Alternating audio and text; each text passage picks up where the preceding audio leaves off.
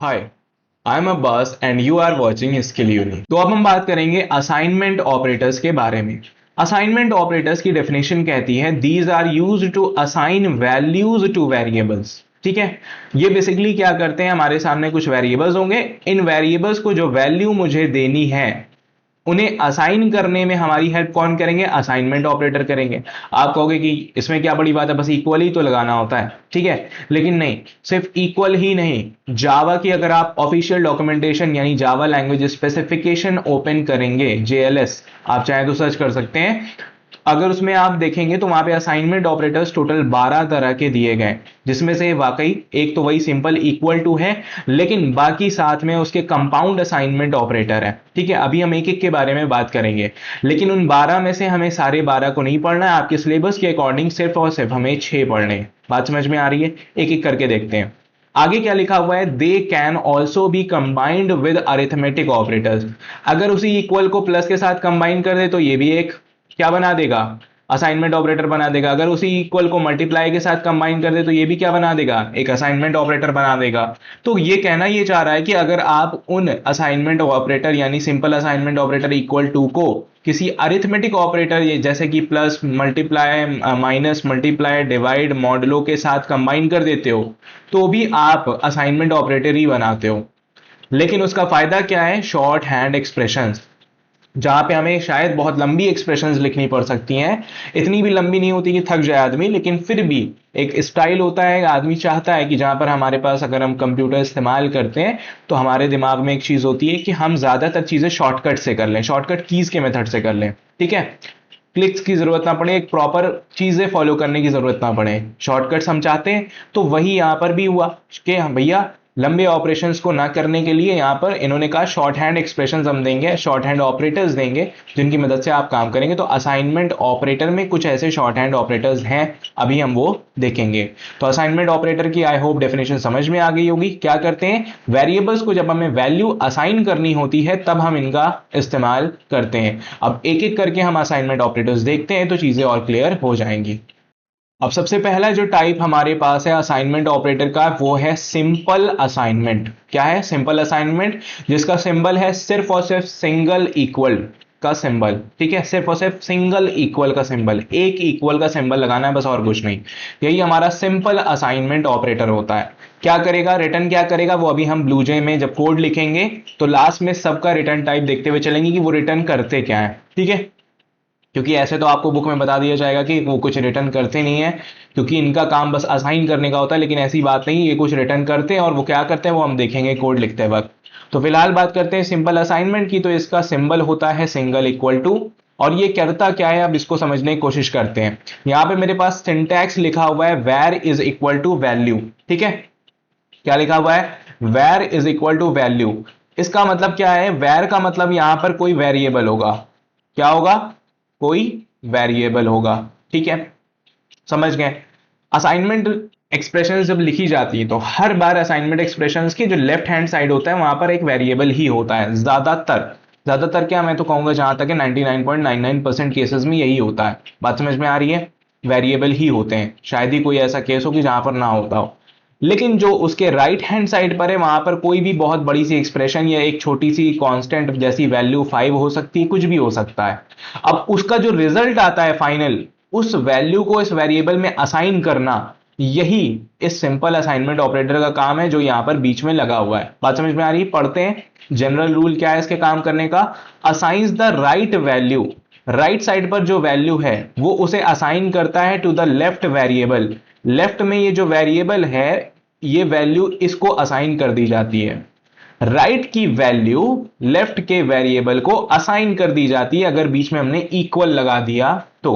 ठीक है, फॉर्म क्या है, बात करते हैं, यूनरी है, बाइनरी है या फिर टर्नरी है।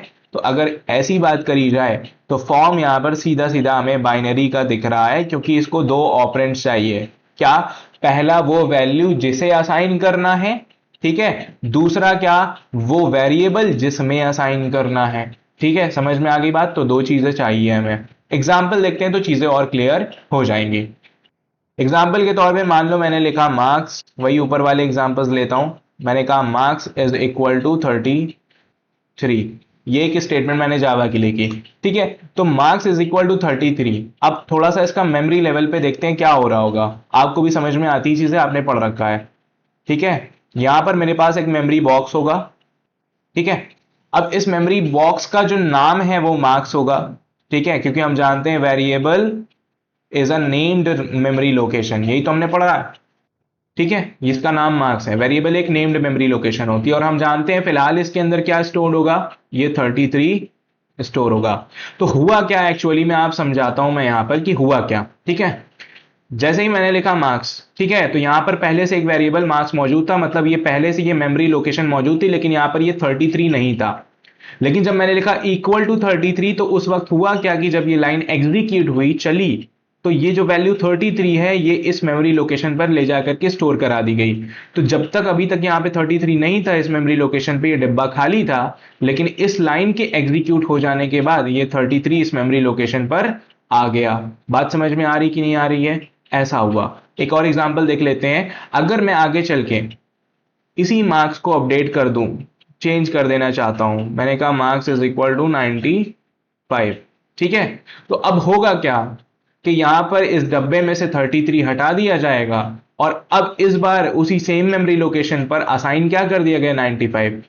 तो जब ये वाली लाइन एग्जीक्यूट हुई पहली वाली, उस वक्त यहां पर 33 था, आ गया था, ठीक है। लेकिन इस लाइन के पहले भी ये डिब्बा खाली था, मार्क्स इज इक्वल टू 33 चलने पर यहां पर 33 आ गया था, मार्क्स इज इक्वल टू 95 चलने पर यहां पर 95 आ गया। आई होप की बात समझ में आ गई होगी, सिंपल असाइनमेंट ऑपरेटर काम करता कैसे है, क्लियर हो गई बात। अब आगे बढ़ते हैं और दूसरा असाइनमेंट ऑपरेटर देखते हैं। अब जो अगला असाइनमेंट ऑपरेटर हमारे सामने है वो है ऐड एंड असाइन, ठीक है। इसका नाम क्या है, ऐड एंड असाइन। अभी समझते हैं इसको, लेकिन सबसे पहले ये समझते हैं कि ये एक शॉर्ट हैंड ऑपरेटर है। अभी मैंने ऊपर बात करी थी कि असाइनमेंट ऑपरेटर्स कुछ अरिथमेटिक ऑपरेटर्स के साथ कंबाइन होके शॉर्ट हैंड ऑपरेटर्स बनाते हैं। इन शॉर्ट हैंड ऑपरेटर्स को जावा शॉर्ट हैंड भी कहता है, और साथ में इन्हें कंपाउंड असाइनमेंट ऑपरेटर भी कहता है, ठीक है। क्या कहता है, कंपाउंड असाइनमेंट। कंपाउंड असाइनमेंट क्यों, वो आप समझ पा रहे होंगे, क्योंकि यहां पर दो दो सिंपल ऑपरेटर्स का यूज किया गया है कंपाउंड असाइनमेंट ऑपरेटर बनाने के लिए, क्लियर हो रही बात।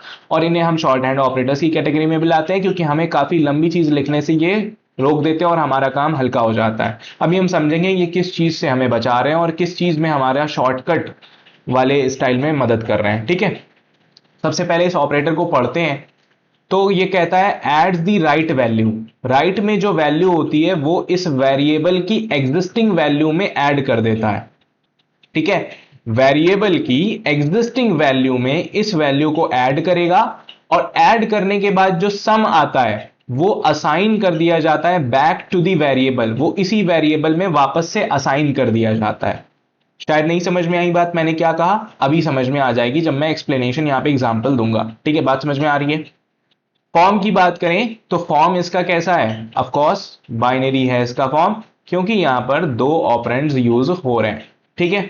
एक्सप्लेनेशन समझते हैं कि ये स्टेटमेंट यहां पे कहना क्या चाह रही है, ठीक है। मैंने लिखा, ये मेरे पास यहां पे मैंने इसको लिख दिया, ठीक है। ये मेरे पास एक्सप्रेशन थी var plus is equal to value. अब ये किस चीज का शॉर्ट फॉर्म है ये समझ लेते हैं, तो हमारे लिए चीजें समझना क्लियर हो जाएंगी। होता क्या है कि जब मुझे वैर इज इक्वल टू वैर प्लस वैल्यू करना होता है, जब हमें यहां पर वैर इज इक्वल टू वैर प्लस वैल्यू करना होता है, तब हम यहां पर इस इतने लंबे पार्ट से बचने के लिए यहां पर प्लस इक्वल टू लगा देते हैं। अब दोबारा से इस जनरल रूल को पढ़ते हैं, शायद हमें बात समझ में आए। एट दी राइट वैल्यू, ये जो वैल्यू होती है उसे ऐड करता है किसके साथ, existing value of the variable. तो वेरिएबल की अभी जो वैल्यू होगी वो वैल्यू के साथ, राइट वैल्यू के साथ ऐड कर दी जाएगी। ऐसा करने से मुझे क्या मिलेगा, सम मिलेगा, और फिर वो सम वापस से असाइन कहां कर दिया जा रहा है, वेरिएबल में असाइन कर दिया जा रहा है। अब एक एग्जांपल देखते हैं, साथ में मेमोरी का वो खेल देखते हैं, तो हमें ये चीज और क्लियर हो जाएगी। एग्जाम्पल में यहां पर सिंपल है, मैं एक छोटा सा कोड लिखता हूं। मैंने लिखा वैर इज इक्वल टू, या एक मिनट में यहां पर इसमें डेटा टाइप भी डाल देता हूं, थोड़ा सा सिंटैक्टिकली भी बात होनी चाहिए। मैंने लिखा आई एन टी, मान लो मैंने कहा वही एज लेट से, ठीक है, और एज में मैंने लिख दिया 21। ठीक, ये स्टेटमेंट हो गई। एक वेरिएबल मैंने एज बनाया, उसमें वैल्यू ऑलरेडी मैंने 21 रख दी। बाद में मैं जाके कहता हूं age plus equal to 5। What does it mean कि एज को 5 साल से बढ़ा दो। ठीक है, इसका मतलब ये नहीं है, इसका मतलब ये नहीं है कि एज में अभी तक 21 था, उसमें अब 21 हटा के 5 डाल दो, नहीं। इसका मतलब ये हुआ यहां पर, इसका मतलब ये हुआ कि एज में जो ऑलरेडी वैल्यू यानी एग्जिस्टिंग वैल्यू है उसमें इस 5 को ऐड कराओ, और जो सम आता है यानी 26, अब वो असाइन कर दो एज को। तो अब मेमोरी का खेल देखते हैं यहां पर क्या होगा। तो ये जो मैंने मेमोरी बनाई ये किस वेरिएबल के लिए होगा, एज के लिए होगा। ठीक है, तो अब यहां पर ये चीज होगी, होगा क्या कि जब पहली लाइन ये एग्जीक्यूट करेगी, आप सिर्फ इतना सोचिए, अभी ये वाली लाइन एग्जीक्यूट करी तो एज नाम का एक वेरिएबल बन जाएगा मेमोरी में, ये जगह मुझे मिल गई। बाद में उसे 21 असाइन कर दिया जाएगा। तो जब 21 असाइन कर दिया गया तो उस मेमोरी ब्लॉक में क्या वैल्यू आ गई, 21 आ गई। यहां तक बात समझ में आई? ठीक है, अब उसके बाद हम नेक्स्ट लाइन पर क्या लिखा हुआ था, एज प्लस इक्वल टू 5। अगर मैं इस एक्सप्लेनेशन के हिसाब से, इस एक्सपेंशन के हिसाब से इसे एक्सपैंड करूं तो इसका मतलब क्या होता है, इसका मतलब ये हुआ, इसका मतलब ये हुआ कि age is equal to age plus 5। यही मतलब तो हुआ कि एज में जो एग्जिस्टिंग वैल्यू उसमें 5 ऐड करो और फिर वापस से एज में असाइन कर दो। तो होगा क्या, होगा क्या यहां पर, होगा क्या यहां पर, होगी सिंपल सी चीज यहां पर कि ये उठ करके एज में ऑलरेडी एग्जिस्टिंग वैल्यू क्या है, 21। ठीक है, यहां पर अगर हम देखें और 21 में 5 ऐड कर दिया जाएगा तो मुझे मिलेगा क्या, मुझे मिलेगा क्या, मुझे यहां पर मिलेगा 21 प्लस 5 यानी 26 मिल जाएगा। ठीक है, और अब क्या होगा, ये 26 जा करके असाइन कर दिया जाएगा किसमें, एज में असाइन कर दिया जाएगा।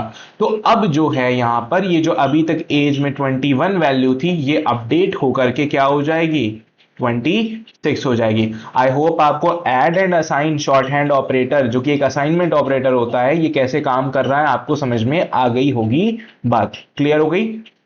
नहीं आई है दोबारा से देखिए, बहुत ही इंपॉर्टेंट है इसे समझना क्योंकि बहुत जगह पर हम इसे यूज करने वाले हैं। ठीक है, सेम वे में अगला ऑपरेटर देखते हैं। अब हमारे सामने जो अगला ऑपरेटर है वो है सब्ट्रैक्ट एंड असाइन। जिस तरह से मैंने ऐड एंड असाइन पढ़ा उसी तरह से ये सब्ट्रैक्ट एंड असाइन है। अब यहां पर आप देख रहे हैं कि मैं कुछ कर नहीं रहा हूं, इक्वल को एक अरिथमेटिक ऑपरेटर के साथ कंबाइन करता जा रहा हूं और कुछ और असाइनमेंट ऑपरेटर बनते जा रहे हैं। ठीक है, ऐसे देखा जाए तो मेन असाइनमेंट ऑपरेटर इक्वल ही था, ठीक है, लेकिन उसके साथ अरिथमेटिक ऑपरेटर्स को कंबाइन किया गया तो मेरे पास कुछ शॉर्ट हैंड ऑपरेटर्स बनते चले जा रहे हैं। ये कैसे काम करता है, सिंटैक्स लिखा है var minus is equal to value. तो अगर आप अभी उसी फंडे को जो मैंने पीछे लिखा अगर वो समझ गए तो आप समझ गए होंगे कि यहां पर क्या करना चाह रहा है, वैर की एग्जिस्टिंग वैल्यू में से वैल्यू को माइनस करेगा और उसे वापस से वैर में असाइन कर देगा। यही तो करना चाह रहा है। पढ़ते हैं, सब्ट्रैक्ट द राइट वैल्यू, यानी ये जो राइट में वैल्यू लिखी हुई है इसे सब्ट्रैक्ट करता है। किसमें से करता है, existing value of the variable.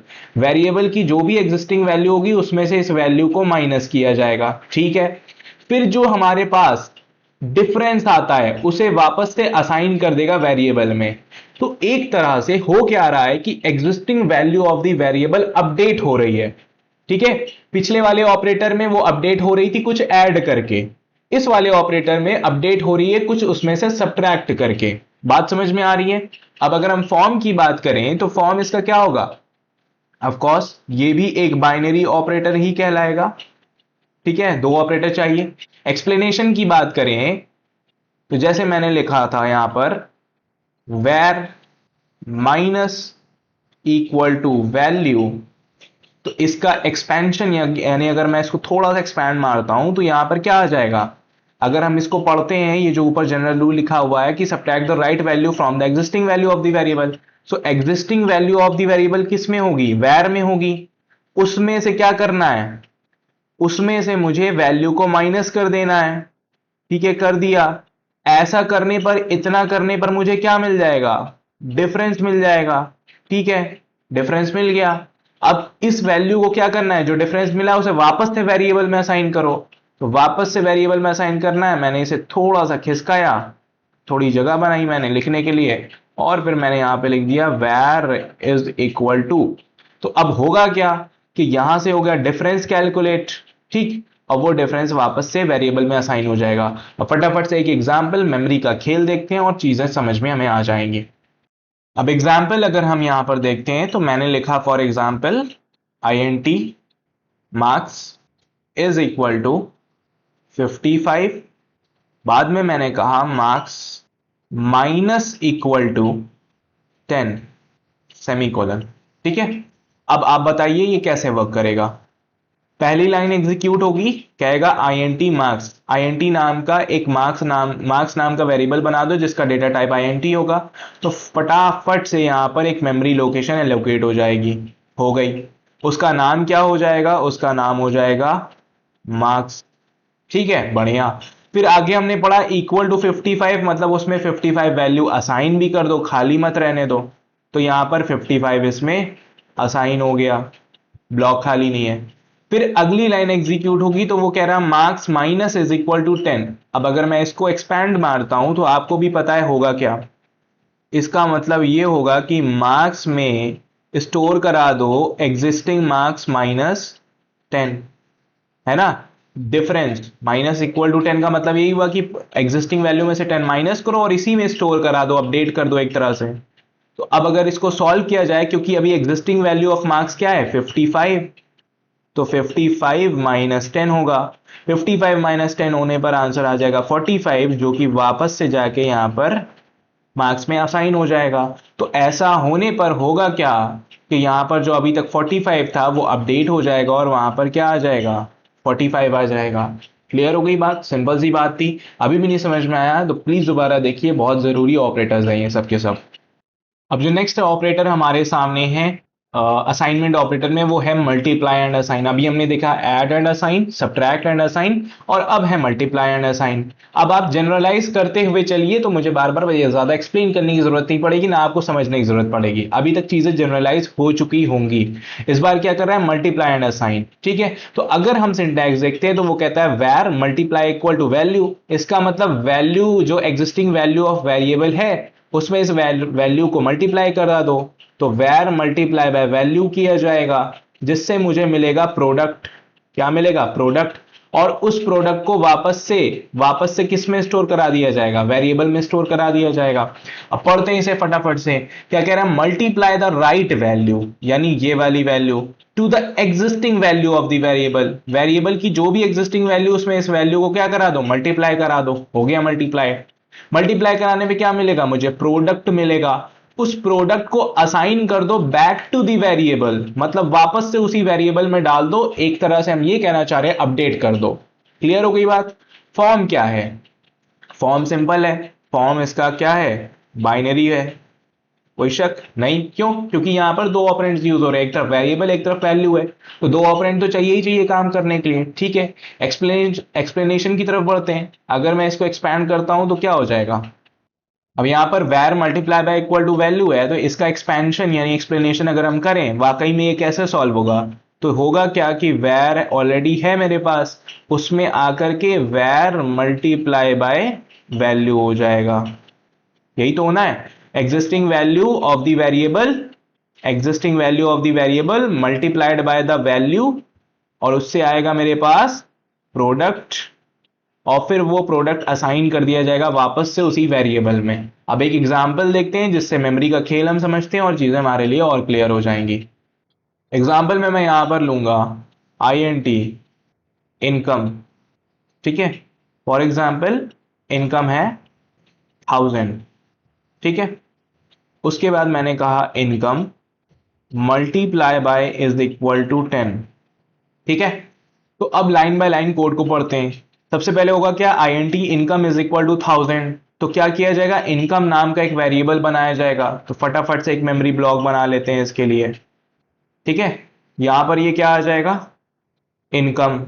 ठीक है, एक मेमोरी ब्लॉक बन गया जो अभी तक खाली है, लेकिन हमने जब आगे पढ़ा कि नहीं नहीं, साथ में इनिशियलाइज ही सिर्फ डिक्लेयर नहीं, इनिशियलाइज भी किया गया है, तो इसमें 1000 वैल्यू डाल दी जाएगी। ठीक है, आ गई भाई 1000 वैल्यू। उसके बाद जब हमने नेक्स्ट लाइन पढ़ी तो यहां पर हम देख रहे हैं income multiply by is equal to 10। तो अगर मैं इसे थोड़ा सा एक्सपैंड मारूं तो ये क्या कहना चाह रहा है, ये कहना चाह रहा है कि income is equal to income multiply by 10। ये कह रहा है इनकम को 10 से मल्टीप्लाई कर दो, यानी existing value of the variable जो कि इनकम है उसको 10 से मल्टीप्लाई करो और वापस से इनकम में अपडेट मार दो, यानी असाइन कर दो। ठीक है, तो अब होगा क्या, होगा यही कि यहां पर इनकम जो है हमारी अभी एग्जिस्टिंग वाली वो है 1000, और 1000 में मल्टीप्लाई क्या कर दिया जाएगा 10, जिसका रिजल्ट क्या आ जाएगा 1000, सॉरी 10,000। तो 10,000 यहां पे क्या कर दिया गया, वापस से इनकम में असाइन कर दिया गया। तो अब इस लाइन के एग्जीक्यूट हो जाने के बाद यहां पर वैल्यू 1000 नहीं रहेगी, अब यहां पर वैल्यू 1000 नहीं रहेगी बल्कि बढ़कर के क्या हो जाएगी 10,000 हो जाएगी, क्योंकि वो मल्टीप्लाई बाय 10 होके अपडेट हो चुकी है। आई होप यहां पर मल्टीप्लाई एंड असाइन ऑपरेटर जो कि एक शॉर्ट हैंड ऑपरेटर है, असाइनमेंट ही ऑपरेटर है लेकिन एक शॉर्ट हैंड ऑपरेटर भी कहलाता है, ये भी क्लियर हो गया होगा। अब हम आगे बढ़ते हैं डिवीजन एंड असाइन के ऊपर। अब अगला ऑपरेटर हमारा है डिवीजन एंड असाइन ऑपरेटर, यानी डिवाइड एंड असाइन। करो क्या, डिवाइड करो और फिर असाइन कर दो। कैसे काम करेगा, divide the existing value, variable की जो एग्जिस्टिंग वैल्यू होगी उसे डिवाइड कर देगा by the variable, by the right value. ठीक है, existing value of the variable को राइट वैल्यू से डिवाइड कर देना है हमें। ठीक है, तो existing value of the variable होगी वैर में, डिवाइडेड बाय राइट वैल्यू जो भी हम देते हैं उससे डिवाइड होगा। डिवाइड होने के बाद हमें क्या मिलता है, कोशेंट मिलता है। तो जो भी कोशेंट हमें मिलेगा वो किस में असाइन कर दिया जाएगा, बैक टू दी वेरिएबल, वापस से वेरिएबल में असाइन कर दिया जाएगा। तो पुरानी जो एग्जिस्टिंग वैल्यू वो हट जाएगी और यहां पर जो कोशेंट आया है वो जाकर के उसकी जगह पर बैठ जाएगा, जिसे हम कहते हैं अपडेट हमने कर दिया वेरिएबल को। समझ में आ रही बात। तो फॉर्म क्या है इसका, फॉर्म है इसका बाइनरी, बिकॉज यहां पर दो ऑपरेंड तो यूज हो ही रहे हैं। ठीक है, क्लियर हो गई बात। सिंटैक्स देख लेते हैं, var divide equal to value. बात समझ में आ गई। एक्सप्लेनेशन, इसको थोड़ा सा एक्सपैंड मारते हैं, थोड़ा देखते हैं क्या हो रहा है यहां पर। अगर मैं इसी को एक्सपैंड करता हूं तो एक्सप्लेन करता हूं अगर, तो ये जो शॉर्ट हैंड है इसका एक्सप्लेनेशन है क्या है, ये क्या करना चाह रहा है, वेर जो वेरिएबल है उसमें असाइन कुछ करने की कोशिश कर रहा है, क्या करने की, existing value of the variable divided by value, जिस वैल्यू से हम डिवाइड करना चाहते हैं। तो आप चाहे ये लिखिए ऊपर वाला, चाहे नीचे वाला लिख लिए, दोनों स्टेटमेंट कैसी हैं, सेम है। दोनों का वर्किंग कैसा है, सेम है। समझ में आ रही बात। लेकिन फायदा क्या है, यहां पे शॉर्ट हैंड है, थोड़ा कम लिखना पड़ रहा है, लेकिन यहां पे लॉन्ग हैंड है, यहां पे फुल एक्सप्रेशन लिखी जा रही है। समझ में आ रही बात। अब अगर हम लोग यहां पर एक एग्जाम्पल भी देखें तो एग्जाम्पल में हमारे सामने क्या हो सकता है, यहां पर लेट से वही इनकम वाला लेते हैं, INT, income is equal to 1000, फिर मैंने आगे क्या किया, income divided by equal to 2 semicolon. ठीक है, अब पढ़ते हैं क्या लिखा मैंने, INT income is equal to 1000। ठीक है, जो इनकम है हमारी, एक वेरिएबल बनाओ इनकम नाम का। ठीक है, फटाफट से एक मेमोरी लोकेशन बना लेते हैं। ठीक, बढ़िया। इसका नाम क्या हो जाएगा, इसका नाम हो जाएगा इनकम। ठीक है, इसमें वैल्यू क्या आ जाएगी, अगर हम देखें तो फर्स्ट इंस्टेंस में यहां पे 1000 असाइन किया गया। ठीक है, तो यहां पर क्या आ जाएगा, 1000 आ गया। पहली लाइन एग्जीक्यूट होने के बाद, ये वाली लाइन चलने के बाद इतना काम हुआ मेमोरी में। ठीक है, बढ़िया। आगे बढ़ते हैं, तो आगे कह रहा है income divided by is equal to 2। तो अगर मैं इसको एक्सपैंड मारूं, ये एक्चुअल में करना क्या चाह रहा है, एक्चुअल में ये करना क्या चाह रहा है, ये कह रहा है income is equal to income divided by 2, यही तो करना चाह रहा है। अगर मैं इसको थोड़ा ध्यान से यहां पे देखूं तो यही तो करना चाह रहा है। तो अभी एग्जिस्टिंग वैल्यू क्या है, इसकी एग्जिस्टिंग वैल्यू क्या है इनकम की, 1000, तो वो 1000 यहां आ जाएगा, उसको किया जाएगा डिवाइडेड बाय 2। ऐसा करने पर मुझे मिल जाएगा 500, और फिर वो अपडेट कर दिया जाएगा किस में, इनकम में। तो वो जाकर के रीअसाइन हो जाएगा। तो इस लाइन के एग्जीक्यूट होने के बाद भी, इस वाली लाइन के एग्जीक्यूट होने के बाद क्या हो जाएगा, यहां पर जो अभी तक 1000 थी इनकम, वो चेंज होकर के क्या हो जाएगी, 500 हो जाएगी। क्लियर हो गई बात, सिंपल सी बात थी। आई होप चार हमने देखे यहां पर, add and assign, subtract and assign, और हमारा क्या कहते हैं मल्टीप्लाई एंड असाइन, फिर डिवाइड एंड असाइन, अब आगे मॉडुलो एंड असाइन भी देखने वाले हैं। तो चार में तो इतनी जनरलाइज हो गई होगी चीज कि एक्चुअल में सब कुछ सेम तरीके से काम कर रहे हैं, चारों के चारों सेम तरीके से काम कर रहे हैं। ठीक है, इतनी बात समझ में आ रही है, बस यही चीज है, और ये हम किसी भी ऑपरेटर के साथ कर सकते हैं। ठीक है, समझ में आ रही है बात। फिलहाल हमने अरिथमेटिक ऑपरेटर के साथ ही सीखा है, शिफ्ट और बिटवाइज के साथ भी ये चीज होती है, लेकिन क्योंकि शिफ्ट और बिटवाइज हमें पढ़ना ही नहीं है तो हम उसको यहां पर नहीं इंक्लूड करेंगे। ठीक है, आगे बढ़ते हैं। अब हमारे सामने लास्ट असाइनमेंट ऑपरेटर है जो कि है मॉडुलस एंड असाइन। ठीक है, यहां पर हमने मॉडुलस ऑपरेटर और इक्वल ऑपरेटर यानी असाइनमेंट ऑपरेटर को कंबाइन मार दिया, तो हमें क्या मिल गया, मॉडुलस एंड असाइन ऑपरेटर मिल गया, जो कि एक शॉर्ट हैंड ऑपरेटर है। बात समझ में आ रही है। पढ़ते हैं ये क्या करता है, फाइंड्स द रिमाइंडर, ये रिमाइंडर ढूंढता है कब, obtained on dividing the existing value of the variable, variable की जो एग्जिस्टिंग वैल्यू है उसे जब हमने राइट वैल्यू से डिवाइड किया। ठीक है, यानी वैर की वैल्यू को जब हमने वैल्यू, वैर की एग्जिस्टिंग वैल्यू को वैल्यू से डिवाइड किया। बात समझ में आ रही है। वैर की एग्जिस्टिंग वैल्यू को जब हमने वैल्यू से डिवाइड किया तो मुझे रिमाइंडर जो मिलता है वो उसे ढूंढता है। मिल गया इसे रिमाइंडर, जब वो रिमाइंडर मिल जाएगा तो वो वापस उसे किस में असाइन करा देगा, वैर में असाइन करा देगा। बात समझ में आ रही है। सब कुछ वही है जैसे मैंने अरिथमेटिक में पढ़ाया, एडिशन, सब्ट्रैक्शन, मल्टीप्लिकेशन, डिवीजन, सब कुछ वैसे ही काम कर रहा है यहां पर। बस होगा क्या, वेरिएबल की एग्जिस्टिंग वैल्यू के ऊपर काम होगा और वापस से उसी में असाइन कर दिया जाएगा। ठीक है, फॉर्म क्या है यहां पर, फॉर्म इसकी है बाइनरी, क्योंकि यहां पर भी हम देख रहे हैं कि ये दो ऑपरेंड्स का यूज कर रहा है। ठीक है, सिंटैक्स देखते हैं तो एक तरफ वेरिएबल होगा लेफ्ट में, राइट में वो वैल्यू होगी जिससे हम मॉडुलो कराना चाहते हैं, रिमाइंडर जिससे डिवाइड करके हम रिमाइंडर निकालना चाहते हैं। ठीक है, और बीच में हमारा ये short hand modulo and assign operator. समझ में आ गई बात। एक्सप्लेनेशन की तरफ बढ़ते हैं। तो यहां पर ये क्या एक्सप्लेन करना चाह रहा है, ये क्या करना चाह रहा है एक्चुअल में, ये एक्चुअल में वेरिएबल में असाइन कराना चाह रहा है वो रिमाइंडर जो वेरिएबल की एग्जिस्टिंग वैल्यू को राइट वैल्यू से डिवाइड करने पर आई। तो होगा क्या, होगा क्या, ये वेरिएबल डिवाइड किया जाएगा इस वैल्यू से। ठीक है, और ऐसा करने पर जो रिमाइंडर हमें मिलता है वो इस वेरिएबल में असाइन कर दिया जाएगा। अब सोच रहे होंगे क्या ये वाकई में जरूरी है, क्या ये कहीं काम आएगा। बिल्कुल काम आएगा। मॉडुलो ऑपरेटर तो ऐसे ही बहुत यूजफुल है, अगर वो असाइन के साथ भी आ जाए तो बहुत ही बढ़िया, बहुत ज्यादा ये काम आने वाला है। जब हम प्रोग्राम करेंगे तो हमें ये चीजें समझ में आएंगी। ठीक है, एग्जाम्पल की तरफ बढ़ते हैं। तो एक छोटा सा एग्जाम्पल मैंने यहां पे लिखा, late say int num is equal to 78। ठीक, उसके बाद मैंने लिखा num मॉडुलो इक्वल टू 10। ठीक, उसके बाद बस इतना हो क्या।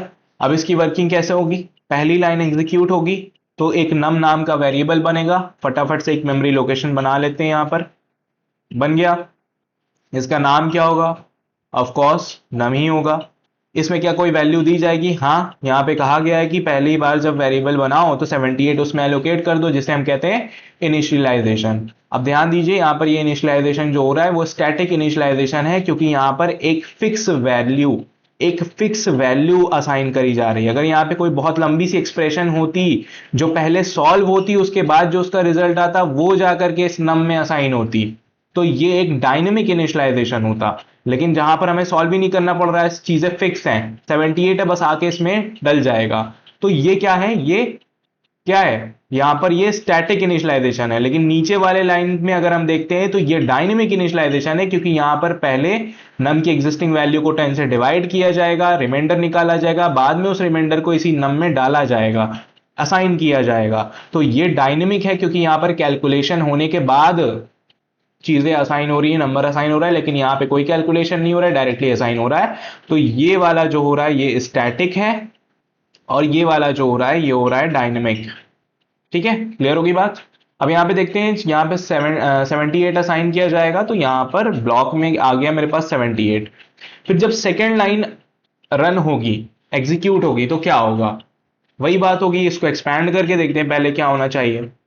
एक्सपेंशन कहेगा कि भैया हम करना ये चाह रहे हैं कि नम में हम असाइन कराना चाहते हैं नम मॉडुलो 10। ठीक है, ये कराना चाहते हैं। तो अब फटाफट से यहाँ पे देखते हैं क्या होना चाहिए। तो यहाँ पे ये क्या आएगा कि नम की एग्जिस्टिंग वैल्यू जो है वो है क्या, बोलो वो क्या है, वो है अभी फिलहाल 78। और 78 को आप मॉडुलो 10 कराना चाहते हैं, तो 78 को 10 से डिवाइड करेगा, रिमाइंडर आएगा 8। ठीक है, तो इसका ऑपरेशन का पूरा रिजल्ट क्या आया 8। अब यही 8 क्या कर दिया जाएगा, नम में वापस से असाइन कर दिया जाएगा। तो जहां पर अभी यहां पर नम में 78 था, अब वो अपडेट होकर के क्या हो जाएगा, 8 हो जाएगा। I hope modulo and assign operator भी आपको समझ में आ गया होगा। और ये हमारा यहां पर लास्ट ऑपरेटर था असाइनमेंट ऑपरेटर का। अब फटाफट से चलते हैं कोड की तरफ, और जितने अभी हमने पढ़े इन सब को एग्जीक्यूट कराते हैं और ये बात भी वेरीफाई करते हैं कि जहां पर मैं कह रहा हूं कि ये चीज और ये चीज सेम होती है, क्या वर्किंग वाकई में वहां पे ऐसे होती है कि नहीं होती, इस चीज को हम समझते हैं।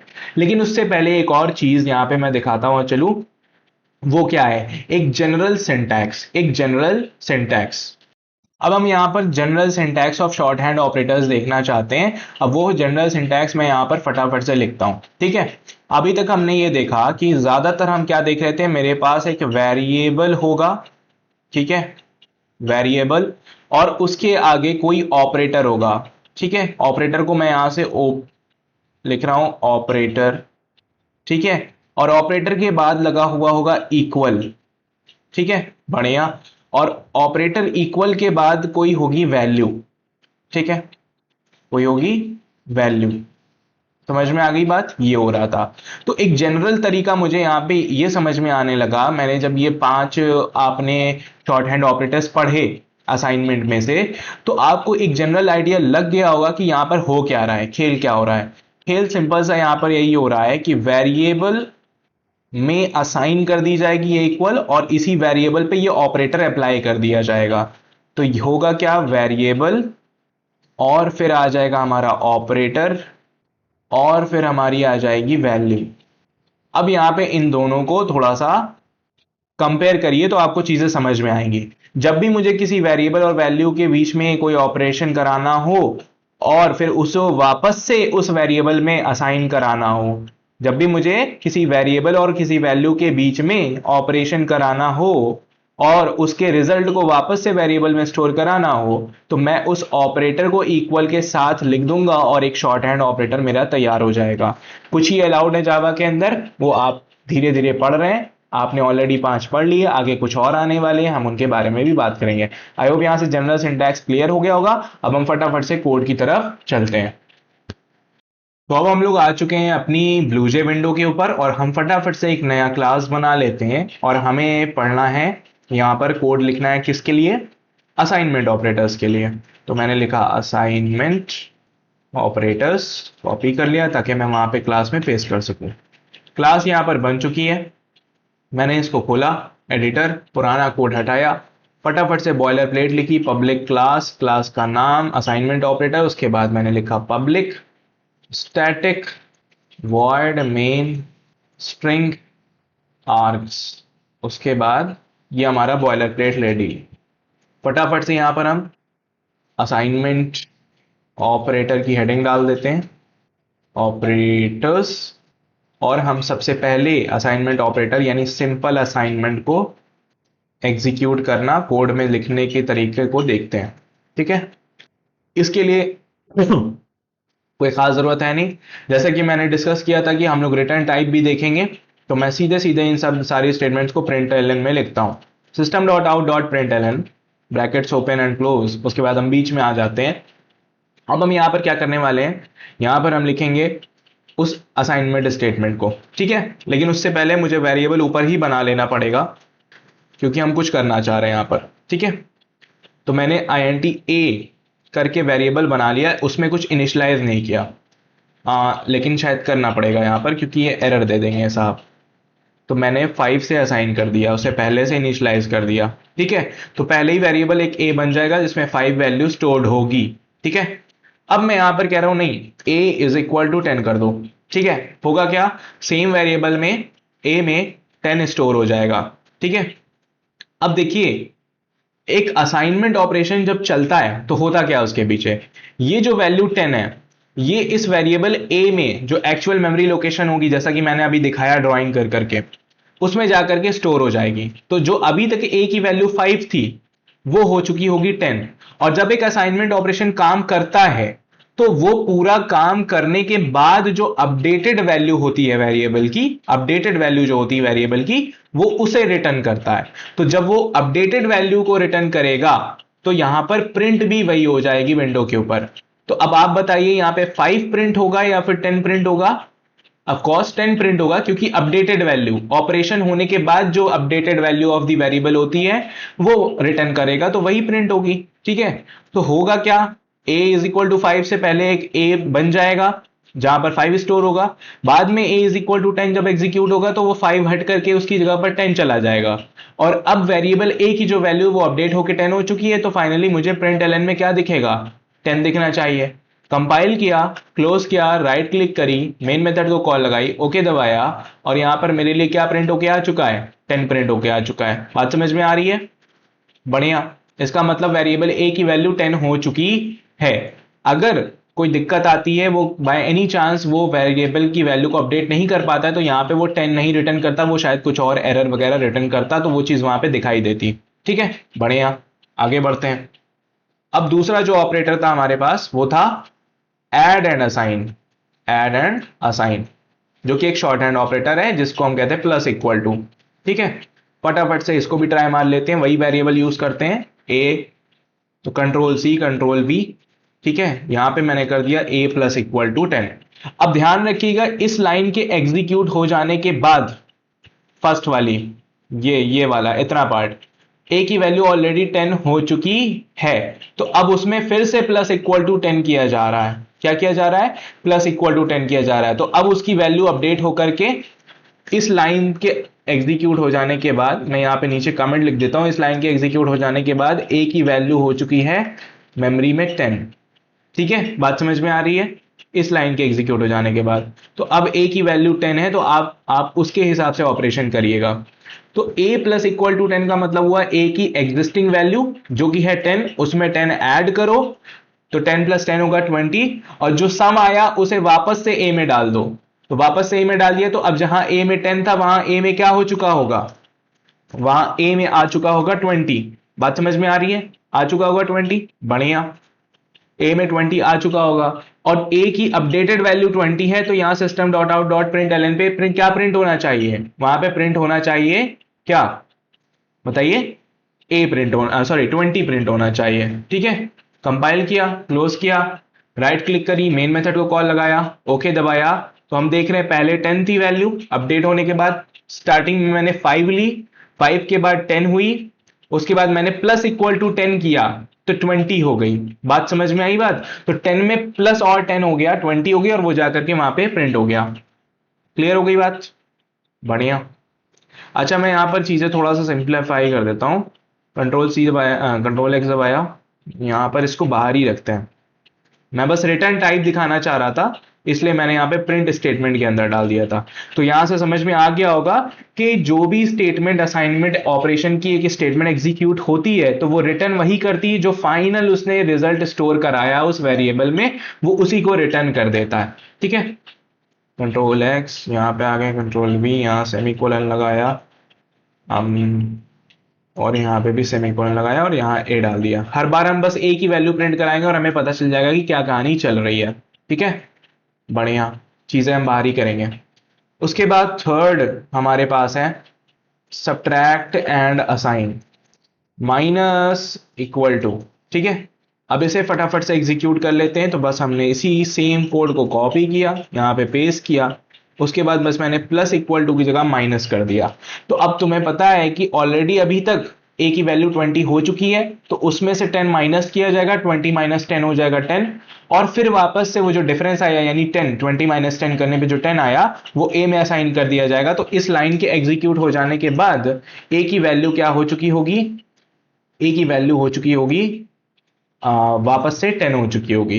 ठीक है, तो अब इसे फटाफट से कंपाइल करते हैं, क्लोज करते हैं, राइट क्लिक करते हैं, मेन मेथड को कॉल लगाई, ओके दबाया, तो हम देख रहे हैं शुरुआत में वैल्यू 10 हुई थी, सबसे पहले सिंपल असाइनमेंट से, फिर ऐड एंड असाइन से 20 हो गई थी, प्लस 10 किया था, और फिर क्योंकि हमने माइनस 10 कर दिया तो क्या हो गया, वापस से 10 हो गई, बढ़िया भाई, आगे बढ़ते हैं। जो चौथा है हमारे पास वो है multiply and assign. Multiply equal to, उसके बाद हम बस यही सेम कोड कॉपी करके यहाँ पे पेस्ट कर देंगे। मल्टी माइनस की जगह मैं यहाँ पे मल्टीप्लाई कर देता हूँ, यानी एस्टेरिस्क लगा दिया मैंने। तो अब होगा क्या, होगा क्या, अभी तक ए की वैल्यू 10 है, इस मल्टीप्लाई ऑपरेशन से पहले पहले ए की वैल्यू 10 है, तो 10 में 10 मल्टीप्लाई किया जाएगा, यानी एग्जिस्टिंग वैल्यू में 10 मल्टीप्लाई किया गया, 100 हो गई, और उस 100 को वापस से ए में असाइन कर दिया जाएगा। तो इस ऑपरेशन के हो जाने के बाद ए की वैल्यू 10 से अपडेट होके क्या हो जाएगी, 100 हो जाएगी। तो प्रिंट क्या होना चाहिए, यहाँ पर 100 प्रिंट होना चाहिए। तो हम इसे कंपाइल करते हैं, क्लोज करते हैं, राइट क्लिक करते हैं, मेन मेथड को कॉल लगाते हैं, और लास्ट में हमें 100 मिल जाता है। क्लियर हो गई बात, बढ़िया। आगे देखते हैं हमारा पांचवा assignment operator, divide and assign, जिसका सिंबल कुछ ऐसा है। ठीक है, इसको हम फटाफट से कॉपी कर लेते हैं, यहाँ पे पेस्ट कर देते हैं। ठीक है, अब यहां से मल्टीप्लाई हटा करके डिवाइड कर दिया। तो अब जैसे कि हम जानते हैं अभी ए की वैल्यू, करंट वैल्यू अभी तक क्या है, एग्जिस्टिंग वैल्यू 100 है, तो 100 जो है वो 10 से डिवाइड किया जाएगा, यानी एग्जिस्टिंग वैल्यू को, तो आंसर 10 आ जाएगा कोशेंट, और वो वापस से ए में डाल दिया जाएगा। तो अब ए की वैल्यू अपडेट होके क्या हो गई होगी, 10 हो चुकी होगी। तो यही प्रिंट होना चाहिए। ट्राई मारते हैं, compile, close, right click, main method को कॉल लगाई, ओके, यहाँ पे लास्ट में देखिए 10 आ चुका है, बढ़िया। आगे बढ़ते हैं, अब मॉड्यूलो पे काम करना है हमें, बढ़िया। मैंने कहा 6th वाला हमारा था मॉड्यूलस एंड असाइन, जिसका सिंबल है मॉड्यूलस ऑपरेटर इक्वल टू, मिला दिया, बन गया मेरा शॉर्ट हैंड। ठीक है, और सेम चीज मैं यहाँ पे कॉपी कर लेता हूँ, कंट्रोल बी, यहाँ पे इसकी जगह मैंने कर दिया मॉड्यूलस। क्लियर हो गई बात, बढ़िया। अब होगा क्या, अभी तक एग्जिस्टिंग वैल्यू ए की क्या है, 10 है, मॉड्यूलस से पहले पहले तक एग्जिस्टिंग वैल्यू क्या है, 10 है। तो 10 जो है वो इस 10 से मॉड्यूलो किया जाएगा, और 10 को जब मैं 10 से मॉड्यूलो करूंगा तो रिमाइंडर मुझे मिलेगा 0। तो अब ए की वैल्यू अपडेट होके क्या हो चुकी होगी, 0 हो चुकी होगी। तो क्लोज करते हैं, कंपाइल करते हैं, क्लोज किया, राइट क्लिक करी, मेन मेथड को कॉल लगाई, ओके दबाया, और फाइनली हमारे पास क्या आ चुका है, 0 आ चुका है। क्लियर हो गई कि नहीं होगी बात, बढ़िया। तो यहां पर इस तरीके से असाइनमेंट ऑपरेटर्स वर्क करते हैं। आई होप कि आपको यहां पर सारे असाइनमेंट ऑपरेटर्स अच्छे से समझ में आ गए होंगे। प्लीज बहुत ध्यान से देखिएगा, ये सारे operators through out your journey class 9 class 10 जावा में बहुत काम आने वाले हैं। इनके बिना फिर प्रोग्राम लिखना बहुत मुश्किल होगा। दैट इज वाई मैं इतनी ज्यादा यहाँ पर मेहनत कर रहा हूँ, थ्रूपुट दे रहा हूँ यहाँ पर अपना, कि जितनी ज्यादा अच्छे से आपको एक्सप्लेन किया जा सके मैं अपनी तरफ से पूरी कोशिश कर रहा हूँ।